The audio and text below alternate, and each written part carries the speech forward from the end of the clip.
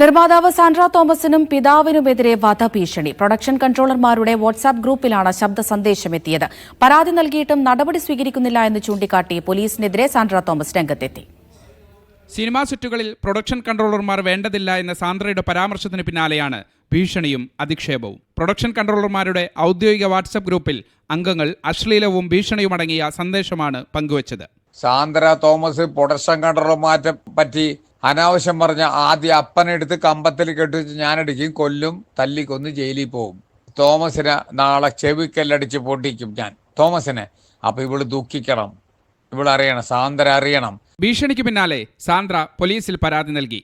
എന്നാൽ വിഷയത്തിൽ പോലീസ് അലംഭാവം കാണിച്ചതായി സാന്ദ്ര തോമസും പിതാവും ചൂണ്ടിക്കാട്ടി. പോലീസ് പറയുന്ന സമയം കിട്ടിയില്ല, അവർക്ക് ജോലി തിരക്കായി പോയി എന്നുള്ളതാണ് എന്നോട് പറഞ്ഞത്.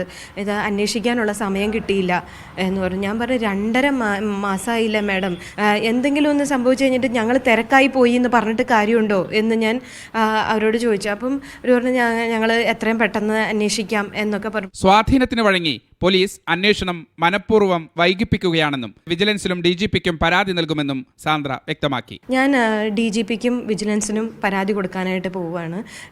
പാലാരിവട്ടം സ്റ്റേഷനിൽ CIDയും SIയുടെയും ഫോൺ കോളുകൾ പരിശോധിക്കേണ്ടതുണ്ട്. കാരണം ജനറൽ സെക്രട്ടറി വളരെ ഇൻഫ്ലുവൻഷ്യൽ ആയിട്ടുള്ള ഒരാളാണ് ഫെഫ്കയുടെ.